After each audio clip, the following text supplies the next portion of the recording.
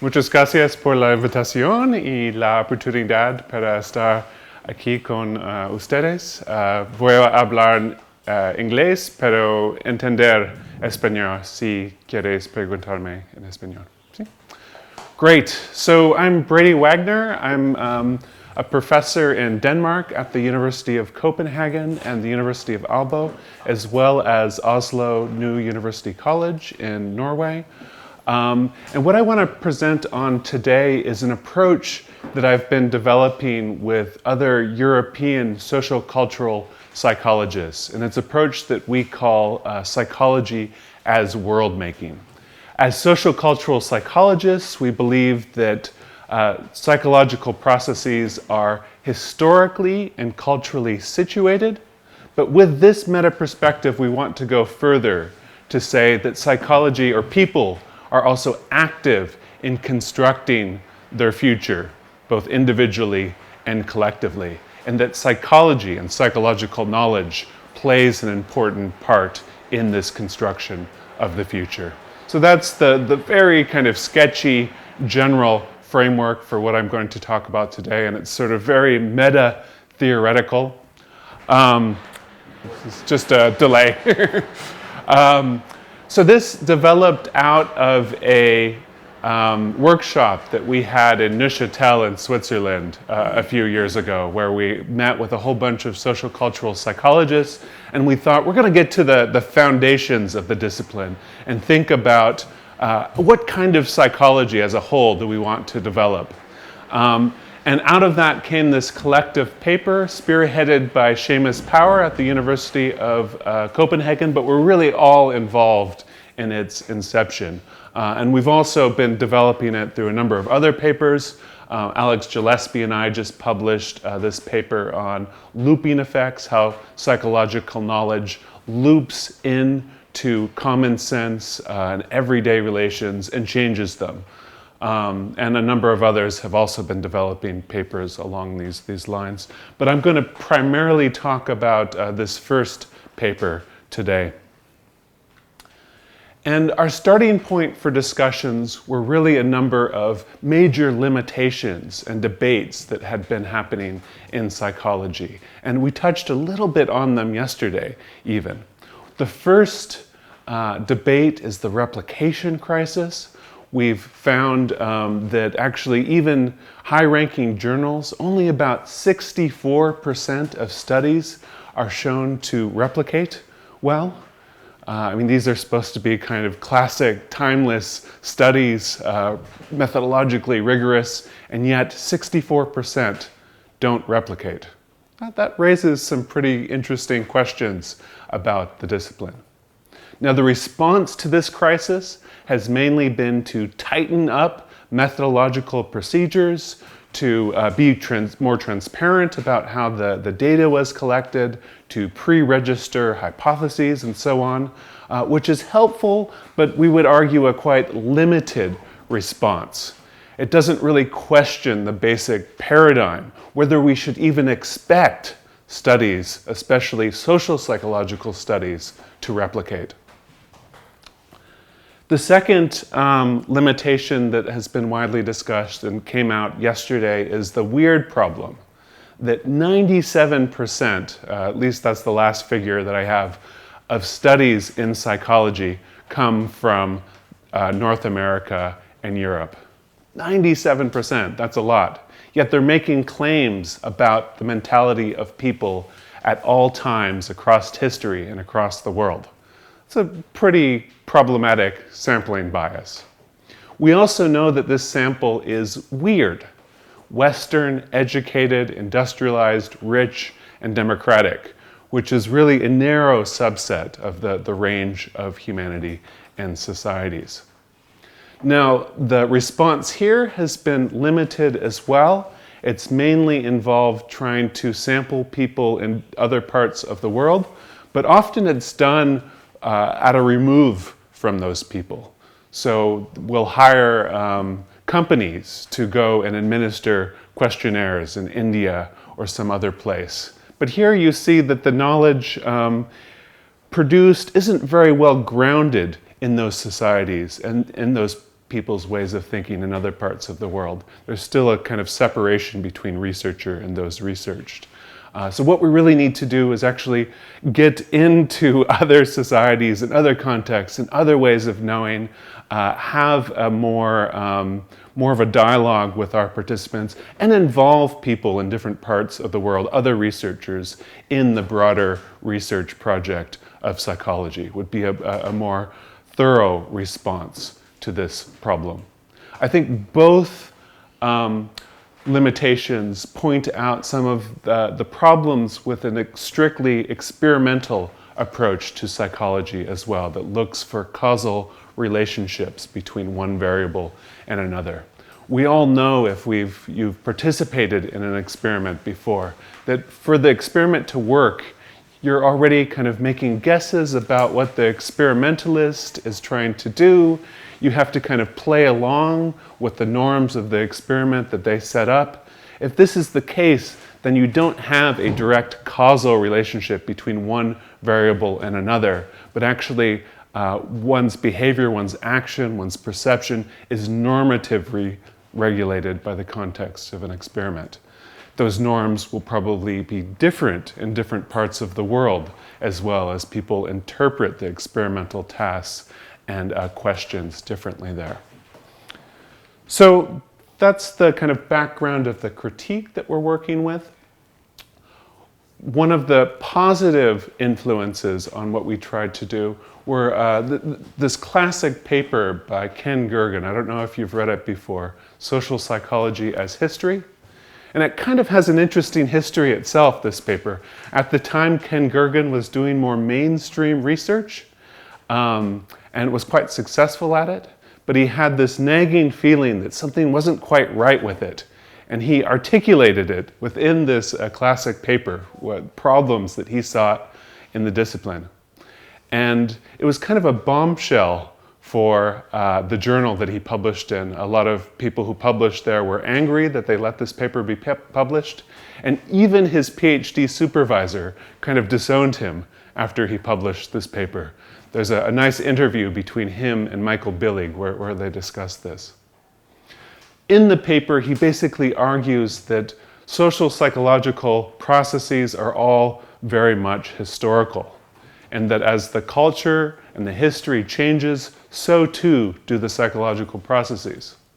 Moreover, once psychological knowledge gets into the public starts to discuss it, it can actually invalidate those very same findings that were from an earlier point. So for example, persuasion techniques. Once people learn about persuasion techniques, then they're going to be vigilant against those techniques being used against them and might react in the opposite way to what psychologists had found earlier. He calls this enlightenment effects of knowledge. We're also inspired by this more recent paper, and Gergen has gone on to develop the social constructionist approach and has himself written a number of important papers in this area. But this was also picked up by Daniel Sullivan, who I really recommend you reading this paper as well, Social Psychological Theory as History, where he picks up and develops Gergen's approach, but tries to wed it together with basic principles of critical theory of the Frankfurt School. And he outlines a number of principles of critical theory and shows how they apply to a number of classic studies in social psychology, which locate social psychological phenomenon in history and culture, and also show how the study can contribute to the emancipation of the people involved in that study. It's kind of basics for critical theory, right?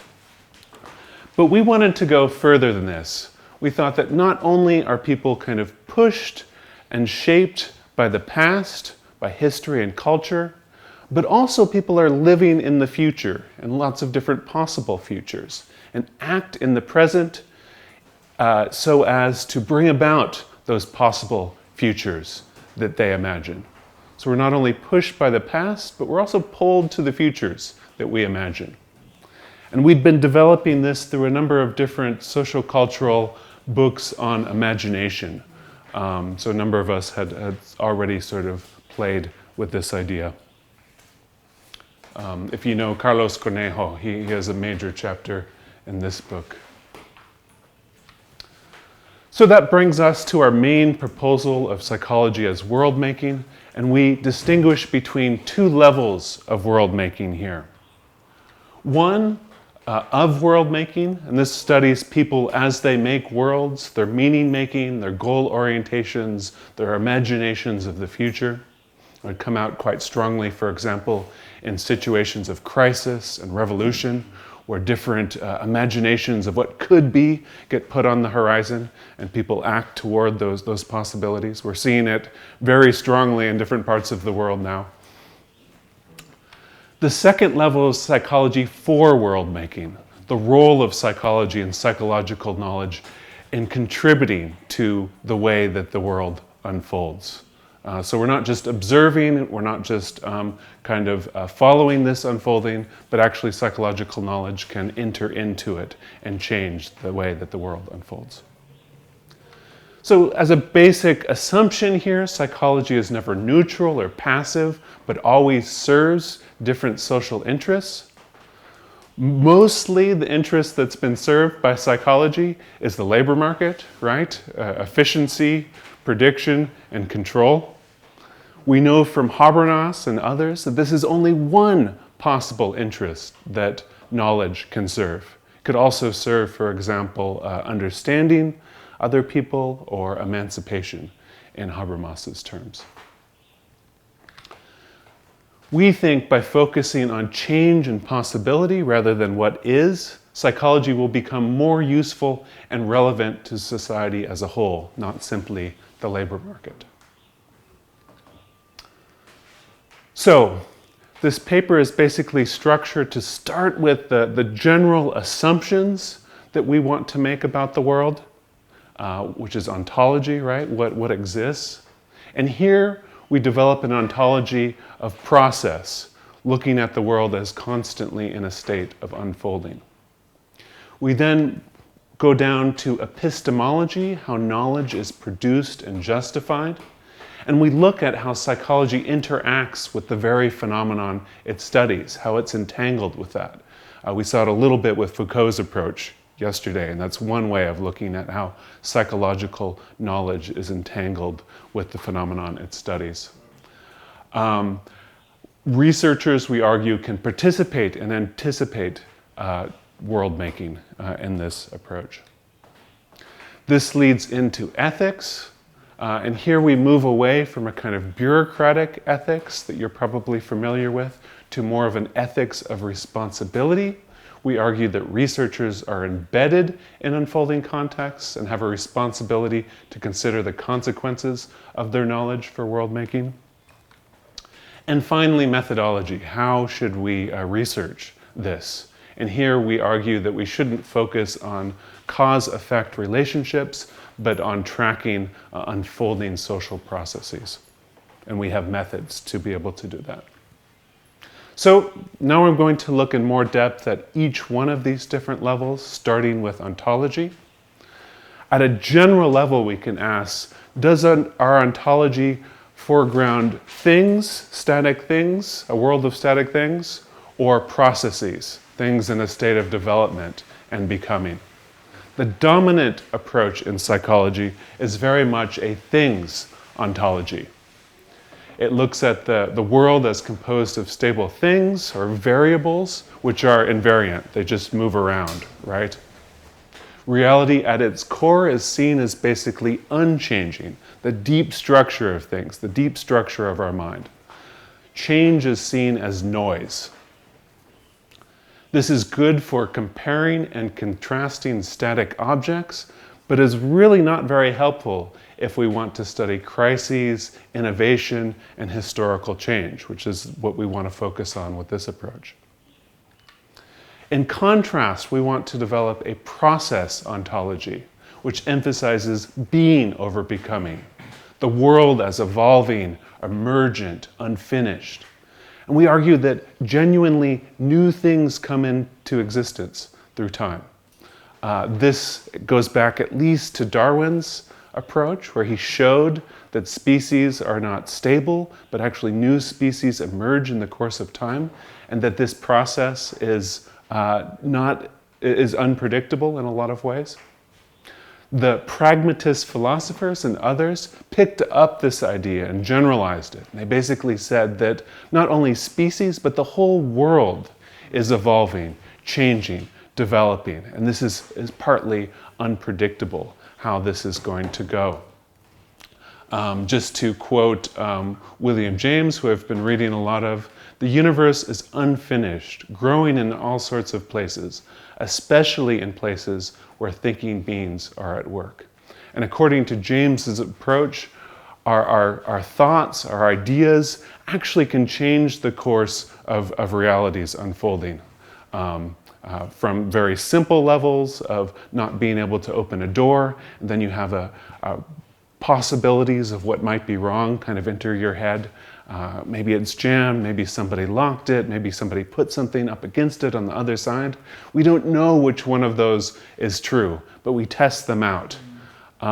And the very fact of thinking and testing them out can change the course of things developing in the world. I might be able to open the door finally, even just on this small level.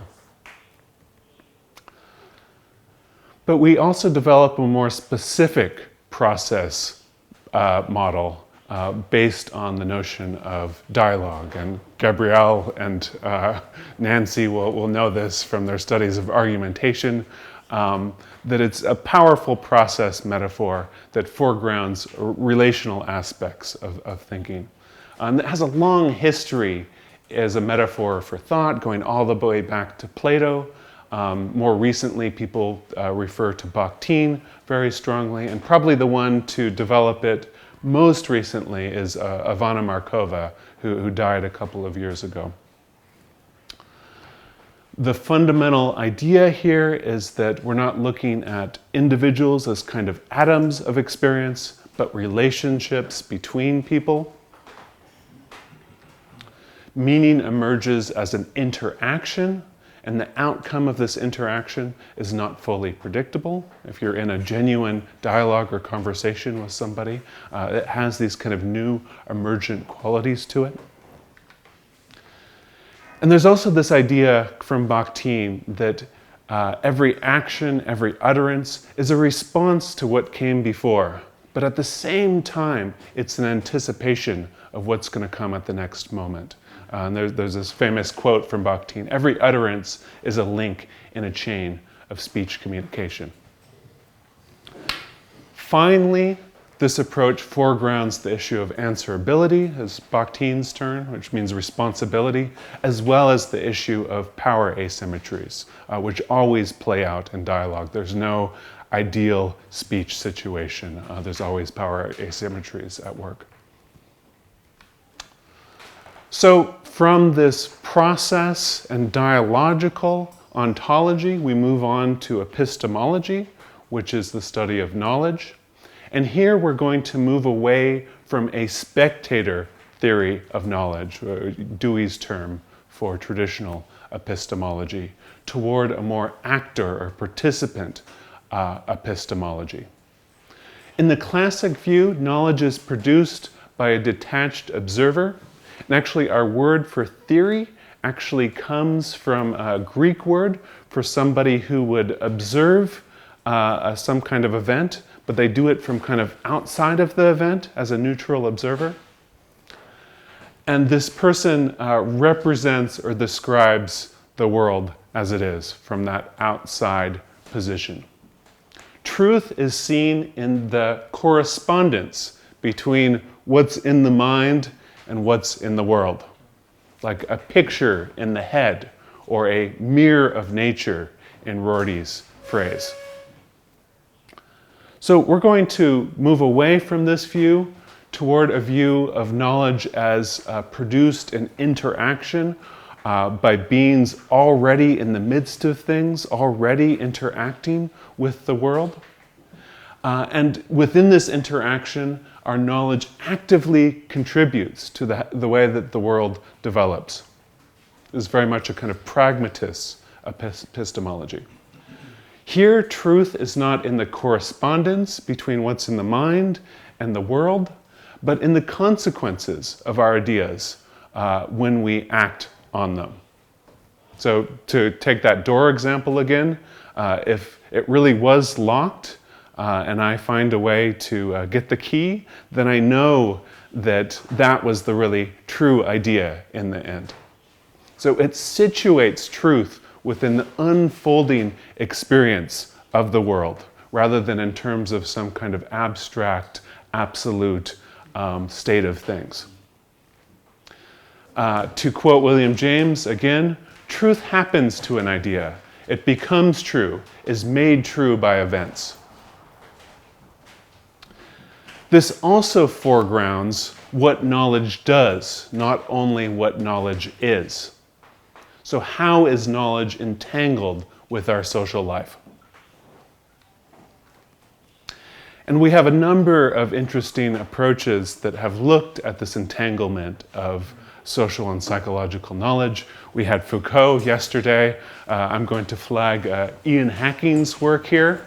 Hacking looks at how classifications of kinds of people shape the way that they think of themselves and act. So these classifications apply to people who understand and respond to them. He calls these human kinds or interactive kinds, which are in contrast to natural science kinds. An electron doesn't change its behavior because you call it an electron. If you call somebody a criminal or deviant, they'll probably change their behavior. They'll either become more criminal and more deviant, or they'll react against the label and become the opposite. But in both cases, their behavior is changed by the label.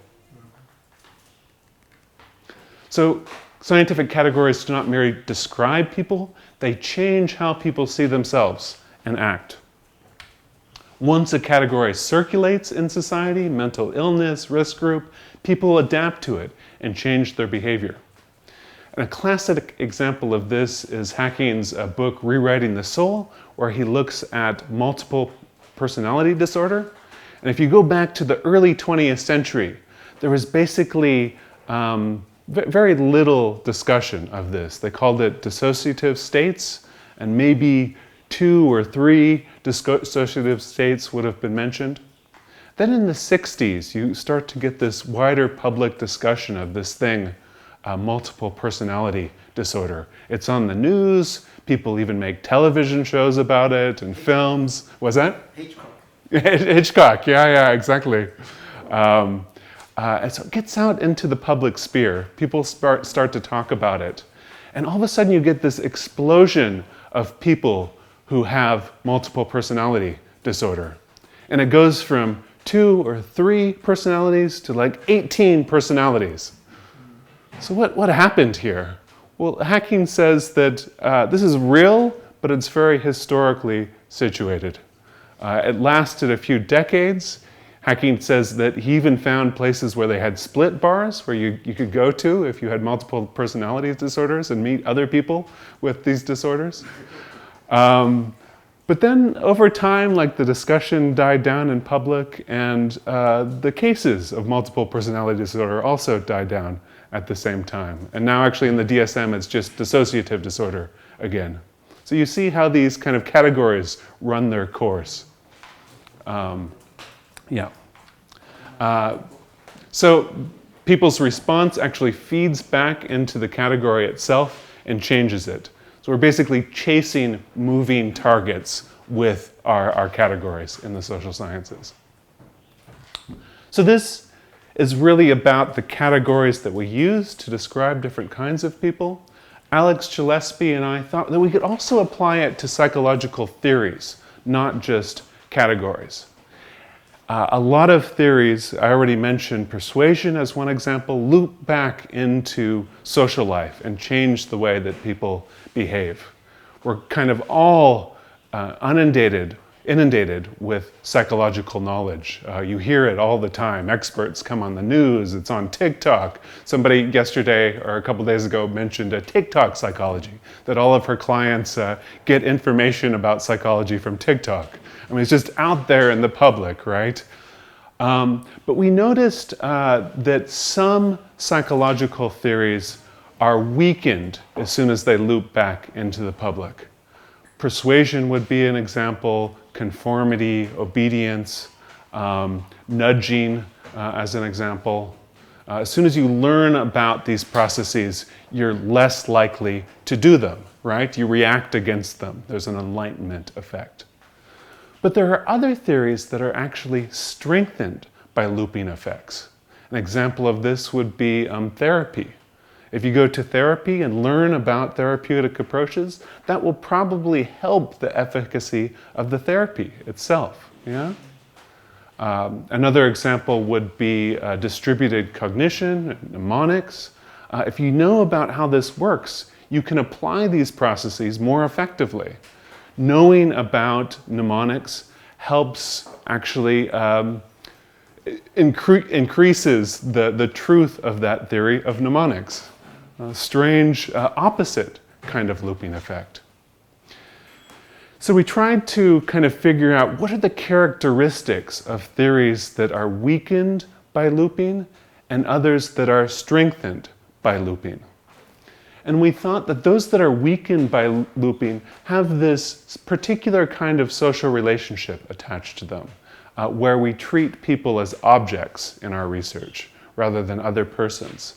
So people are subjected to psychology, psychology is applied to them. Often the goals of the researchers are not aligned with the goals of the participants. People are manipulated, and often these effects backfire as soon as people learn about them. So you have to keep them naive in the dark about what you're up to.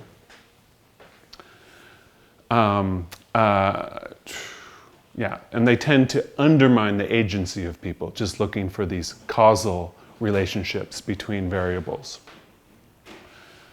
Approaches that are thinking or are strengthened by looping tend to have this I-thou relationship, a person-to-person relationship, rather than a treating people as objects. Psychology is seen as being given to people rather than being applied to people. It's created, it's co-constructed with your participants. There's an alignment between your participants' goals and your own goals. For example, think of therapy or mnemonics. It's suggested to people rather than having it be a tool for manipulating people. The research question is shared with participants. It's not hidden from them. You don't need naive participants. Actually, you don't want naive participants. And these approaches tend to amplify participants' agency rather than undermine it. Yeah? So you can see that the kind of social relationship between researcher and researched creates a certain kind of knowledge that either fares well or poorly when it loops back into social reality. Another approach that I want to mention here is Serge Moscovici's social representations theory, because I think it highlights what's actually happening with these looping effects. Social representations theory says thinking happens both in science, but also in common sense, everyday thinking and situations, and that we shouldn't treat people as simply deficit scientists, but that thinking according to everyday models happens according to its own logic and procedures that we need to understand.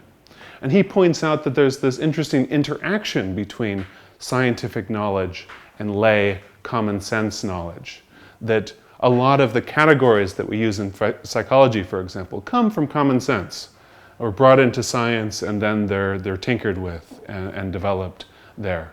But also categories developed in science loop back into common sense and are taken up there in interesting and different ways than the way that they're used in science. And his classic study of this is Psychoanalysis, Its Image and Its Public, where he shows how psychoanalysis was communicated and diffused in the 1950s in France. So probably all of you use words like repression and Freudian slips today. that has a history. It came from somewhere. It came from psychoanalysis. But the way that we use it is not exactly the way that Freud used it. It's been integrated in interesting ways. So he wanted to study this process, and through doing so, he wanted to reevaluate common sense, not just think of it as a lesser science or a deficit form of knowing, but actually serving important functions of its own. It's kept us alive as a species for hundreds of thousands of years. Science is a pretty recent innovation, which also does some pretty incredible things, but it doesn't mean that common sense doesn't have its place.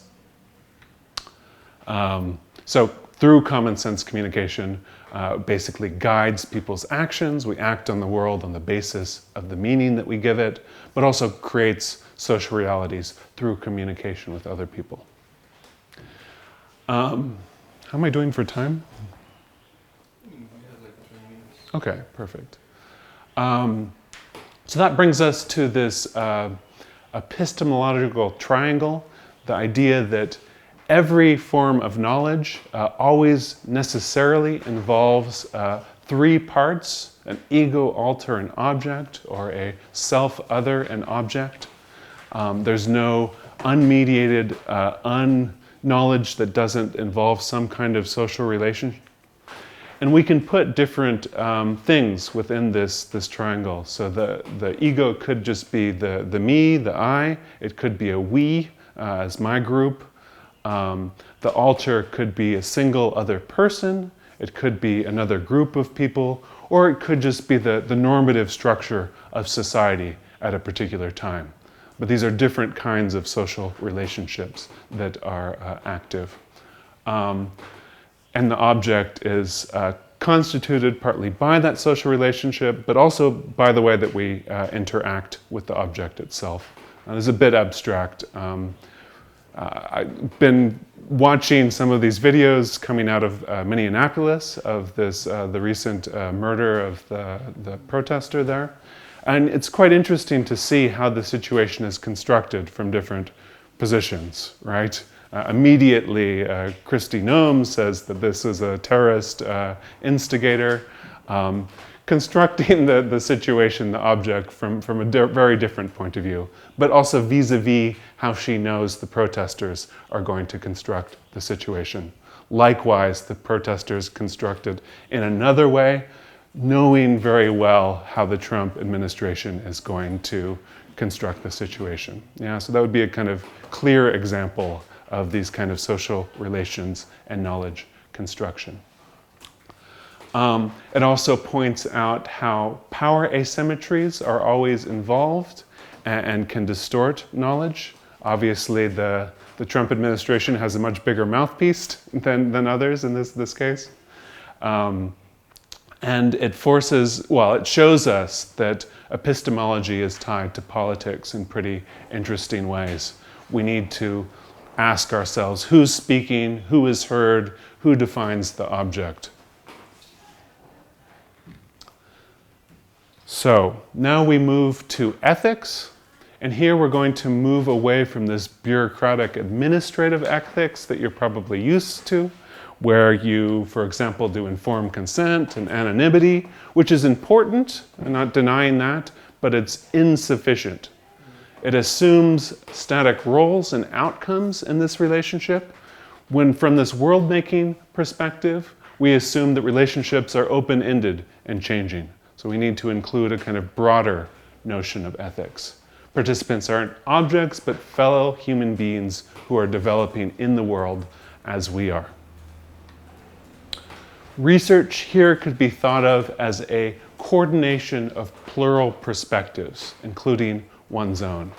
The basic unit of research is the coordination of the researcher and an individual participant in our study.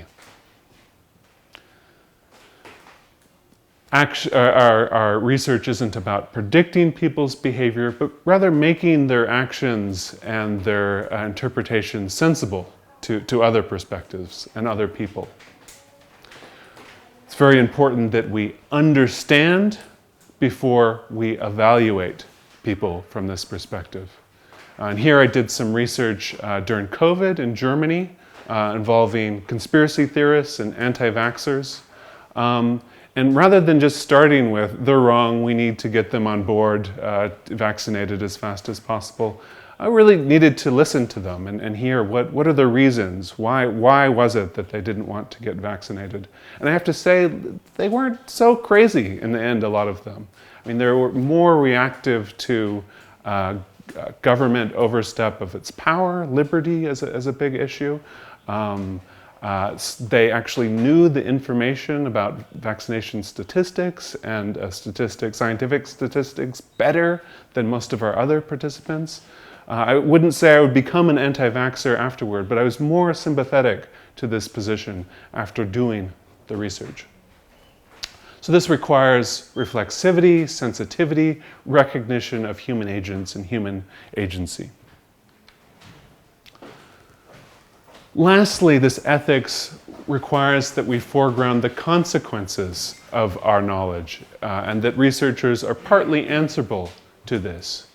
We can't fully predict what's going to happen to our knowledge once it gets out in the public, but we should at least begin to imagine what are the possibilities there. So here we have to ask, who is impacted by this knowledge? Do participants feel understood and given a voice in our research?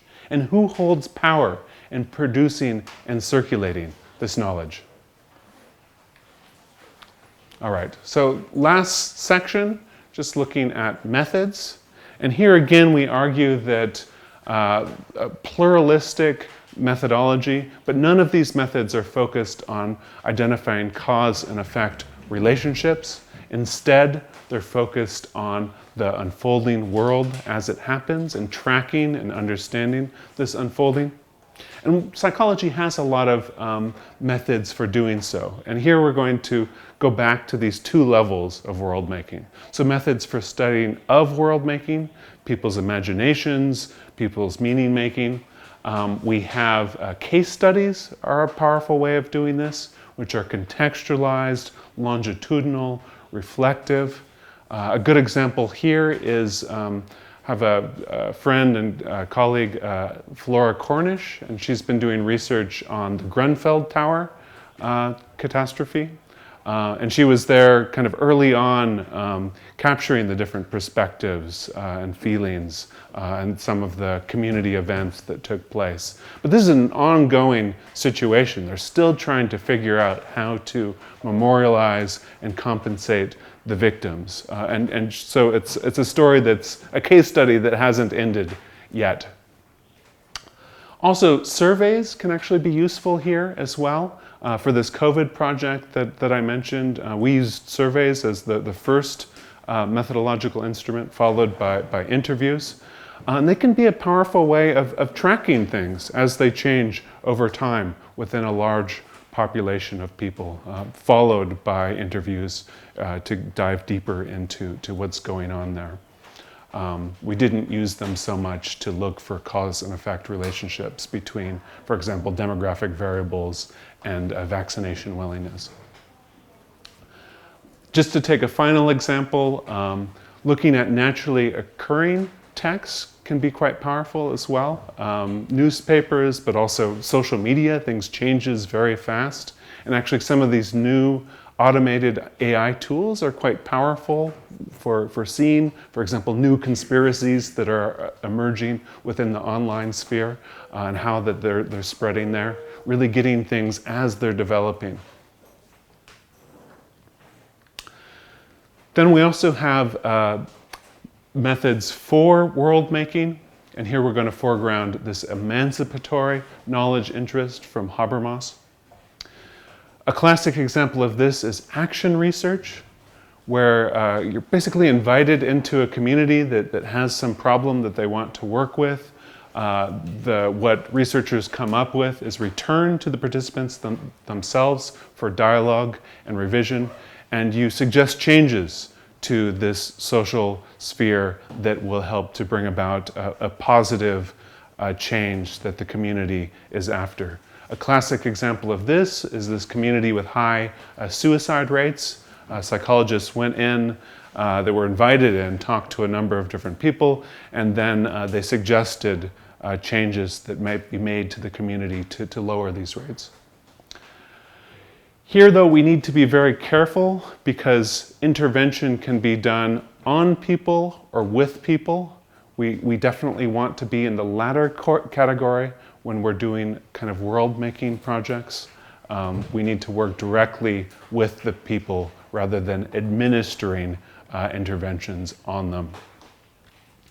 Right. So I won't go through all these, but if you read the paper, we develop a number of questions that you can kind of ask of your research project to get you to reflect on some of these bigger ontological and epistemological and ethical issues that are involved in research.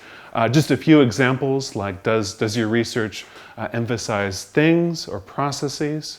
Who is empowered by your research?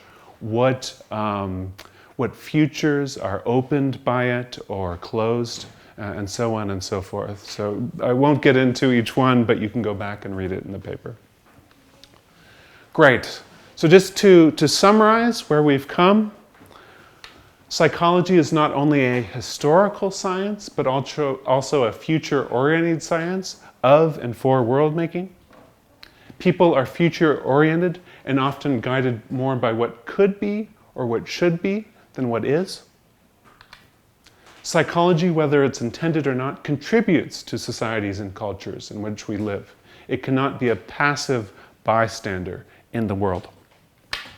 And finally, reconceptualizing psychology in terms of world-making can make it more humble, yet also more relevant, reconnecting it with some of the pressing issues of our time. So, thank you.